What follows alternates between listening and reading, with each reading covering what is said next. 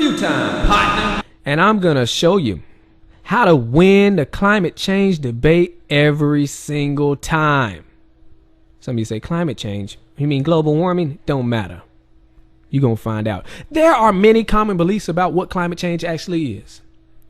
This is a problem that is specific to this current generation due to the technological advances that are supposedly the cause.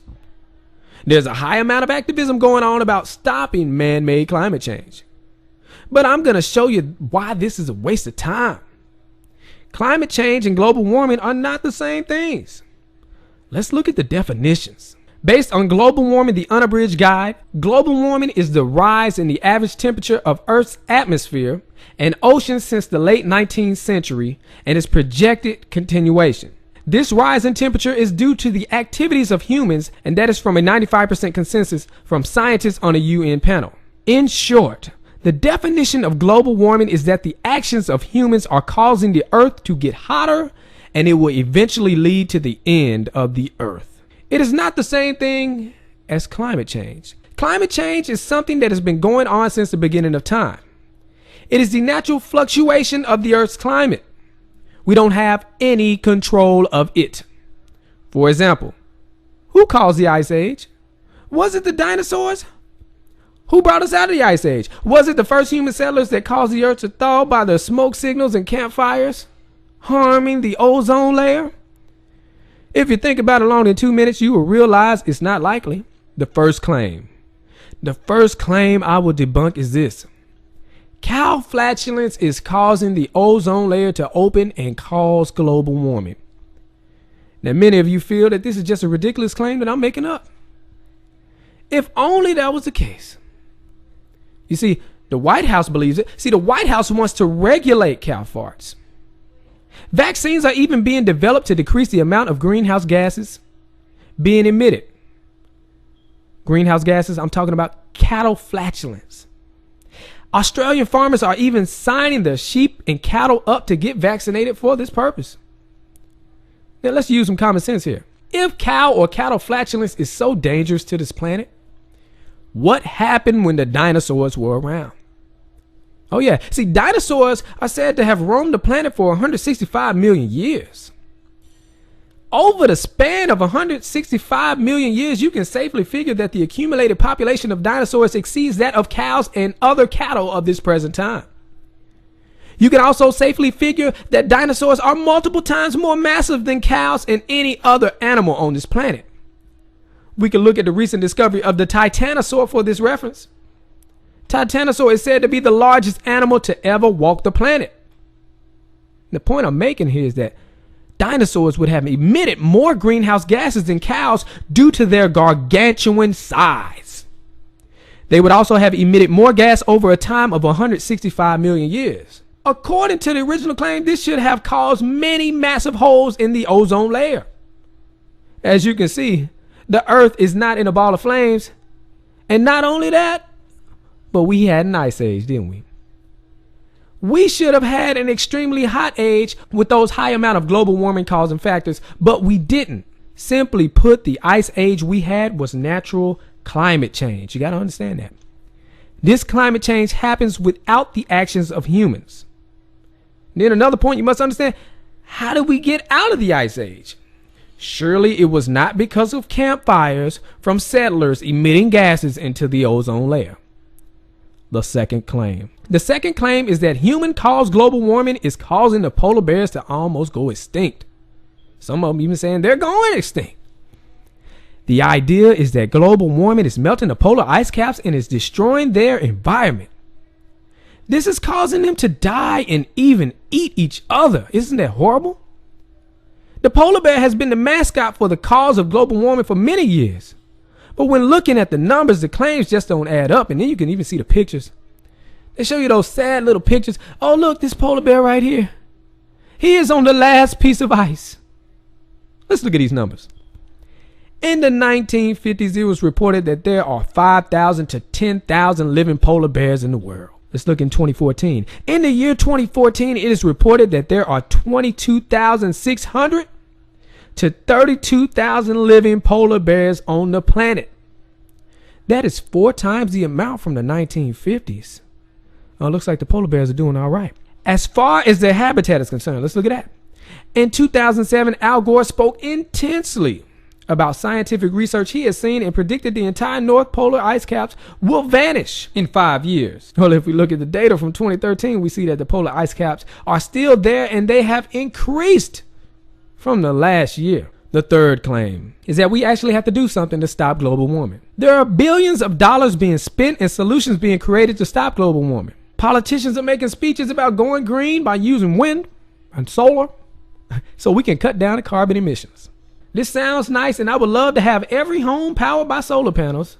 But if this is solely because of global warming, then there's a problem. Global warming has been on a 17-year plus pause. According to NASA, it has been 17 years and 6 months. Now, if we bring that up to date, we will see it's been 17 years and 9 months. This is startling information considering the growth of the population. More people means more carbon emissions going into the atmosphere. This means we should see more global warming. More global warming will bring a hotter Earth, and we will see a continual increase in temperature every year. This has not been the case with this 17-year pause. And we can look here. This is the chart. No global warming for 17 years and 9 months. Okay, stop looking at the text. Let's actually look at the chart.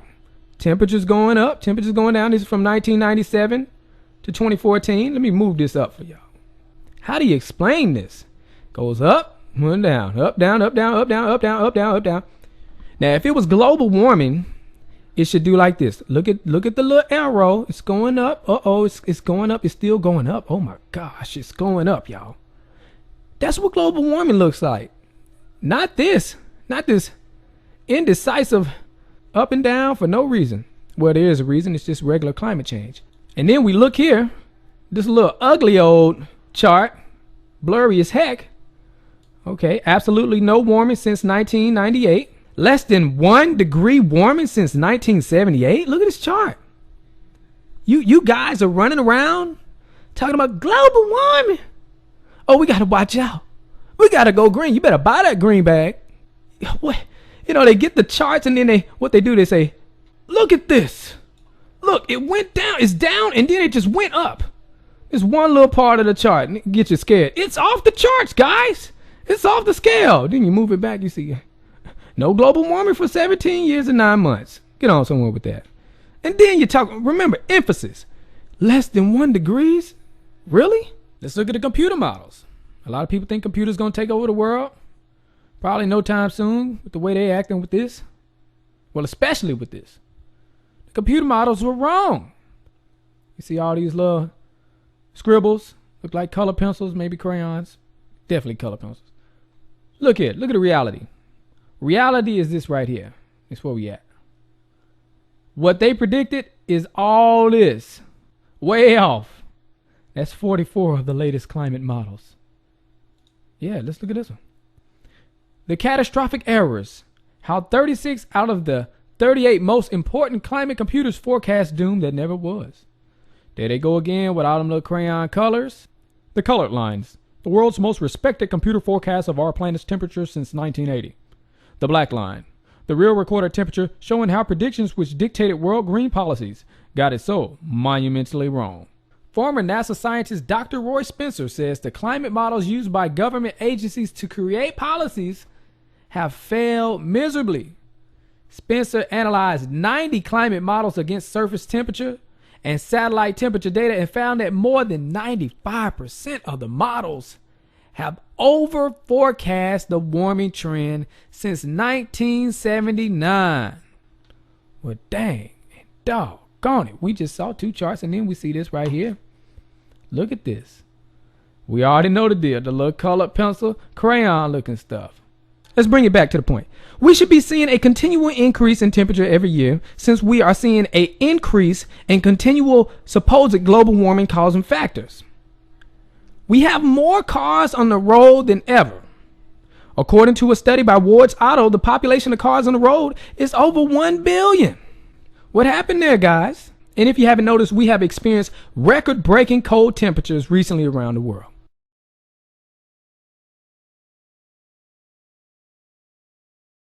It recently snowed in Egypt for the first time in 112 years. Yeah, look at that. Does that look like something that would happen during global warming? No. The fourth claim. The fourth claim is that global warming is actually climate change. Global warming is not climate change. The global warming definition is specifically specified as the increase in Earth's temperature due to the UV rays beaming through the holes in the ozone layer. The holes in the ozone layer are supposed to be caused by the actions of humans. Climate change is the Earth's natural cycle of changing. One example of that would be the Ice Age. The only reason why you hear global warming is causing climate change is because those who originally proposed global warming is real couldn't back up their claims that humans are causing the Earth to get hotter. It didn't make sense to continue making their claims in an alarming manner if we are on the receiving end of record cold temperatures. It just don't sound right. They had to come up with a way to justify spending billions of dollars. They tried to do this by saying global warming is causing the polar vortex. The explanation of this is that the damages to the ozone layer are causing the Earth to act unnatural, and the polar vortex is causing the record cold temperatures. There are recent articles claiming to show effects of the polar vortex with Niagara Falls being frozen over. Only problem with this is that in 1974, Time magazine claimed that the polar vortex was caused due to global cooling. That's right, the complete opposite of global warming. We can also look back as far as 1911 and see that this is not the first time Niagara Falls has frozen over. Let's look at Time magazine over the times. We see here Time magazine talking about the cooling of America. People in here sitting in the house looking at a fireplace on TV. Cold as heck. Then we see here Time magazine talking about global warming. Cooking eggs on a pan. Then we see special report Time magazine. Be worried. Be very worried about global warming. Or should we be worried? Very worried about the big freeze with this Rush Limbaugh looking joker with a chart in his hand. What is the chart talking about? Oh yeah. What's going on here is they are reacting to the weather. They're not reacting to the big freeze. They're not really reacting to global warming. They wouldn't be doing this if they understood that natural climate change is going to happen regardless. Let's look at the fifth claim. The fifth claim is that there is a 95% consensus that humans cause global warming. With this consensus claim, you may also hear about a 97%, 98%, and even a 99% consensus. Many of those who agree with that claim would say, I'm disagreeing with science in general. How can you disagree with science? They would have you believe that the 95% to 97% or whatever percentage they are using at the moment represents all scientists. These claims come from the likes of John Oliver all the way to Barack Obama. You think I'm lying? Well, let's look at this recent claim from John Oliver. Video that got millions of views. John Oliver brings up all these scientists against this one skeptic of global warming, and then you get Bill Nye somewhere over there. And he claims that the overwhelming view of the entire scientific community is that global warming is caused by humans. We can also see here Obama agrees. 97% of scientists agree climate change is real, man-made, and dangerous. You see that? Look at that. Scientists. How you going to disagree with all scientists? And you even see here Cenk from Young Turks. I used to say that the 98% of the world's scientists agree that global warming is real and man-made.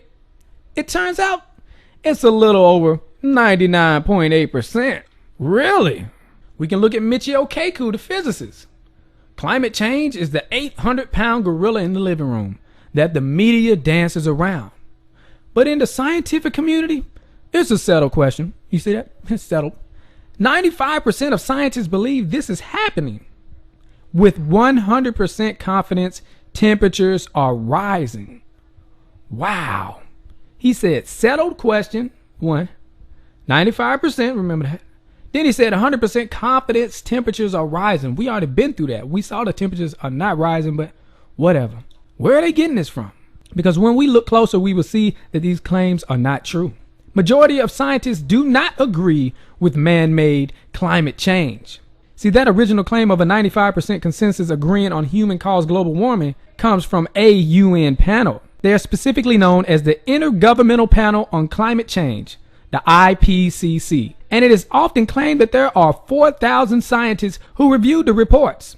You should know that the 4,000 scientists did not write the report, and the 4,000 scientists didn't review the report. And when you take out the duplicated names, it takes the number down to less than 2,900. The reports are not always peer-reviewed, and many of those scientists are decades away from receiving their PhD. Some of those same graduate students were made lead and contributing authors on the IPCC reports. And those are supposed to be your top experts. Another red flag is that there are authors of the assessment reports who are green activists with WWF connections. That's the World Wildlife Fund. The popular belief is that the consensus is from those who are unbiased. Knowing this information, I find that hard to believe. See, they only want to appear neutral to gain your trust. Another reason why people are saying that there is a 97% consensus is because they heard it on the news. And some who would call themselves doing research will look at this other study from the AGU, that's the American Geophysical Union survey. Now, this is not a peer-reviewed report, but an online survey that was sent out to 10,257 people. It was only received by 3,146 people, and 77 out of those were climate scientists. 75 of the 77 agreed with the second question of the 2-question survey. That's how they got their little 97% consensus stuff. Here are the 2 questions. When compared with the pre-1800s levels, do you think that mean global temperatures have generally risen, fallen, or remained relatively constant? That's number 1. Number 2 is, do you think human activity is a significant contributing factor in changing mean global temperatures? That's right, the 97% consensus point comes from a 2-question online survey. Only 75 climate scientists agreed with the second question. That's embarrassing considering the survey was created to bump up the numbers since it was an online survey with only 2 questions. And those pushing the global warming hoax bring up the consensus point without giving you the full detail because they know how ridiculous it will sound. There is no way 75 scientists represents the whole scientific community. And we could even look at the IPCC panel claim of 95% out of the quote-unquote 4,000 people and see it's not representative of the whole scientific community. There's a simple way to destroy this. Look. In the U.S. alone, there were over 10 million scientists and engineers in the workforce in 1999. Now, if you can find the number of scientists in the world, you will see that it greatly exceeds the 4,077 representative number that they keep using. And I'm just being nice by putting both studies added together. Some of y'all might argue about the difference between an engineer and scientist according to the 10 million I mentioned earlier. But see, that's just to give you an idea. What you can actually do is you can compare the number of scientific journals being created. As you see here, we can do it from each country. Millions are being created. Now, you can be sure that 4,000 people aren't creating all these documents. Look at all these different countries. No, they want you to believe this small amount represents the entire scientific community. Why? They've never polled the whole scientific community. It's a complete joke. Consider this. The scientific community is made up of millions of people. Look, we got to account for the scientists in the U.S. We got to account for the scientists in China. We got to account for them in Russia, India, etc. We're talking about millions of people here. They are not represented in their little surveys. So listen to this. 95% of the scientific community does not agree with human-caused global warming.